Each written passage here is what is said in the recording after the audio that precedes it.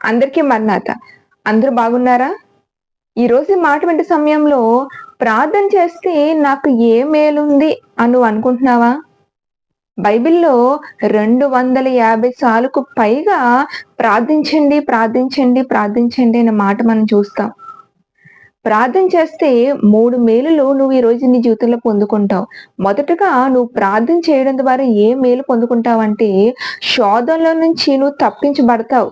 మరందుకే కదా ప్రభువుగా చెప్పారు, మీరు శోధనలో పడకుండా ఉండాలంటే ప్రార్థన చేయండి అని. ఎడతెగక ప్రార్థన చేయండి అని ప్రభువు మనకు నేర్పించారు. రెండోదిగా ప్రార్థన నీకు చేసే మేలు నీకు నెమ్మదిని, సమాధానాన్ని ఇస్తుంది.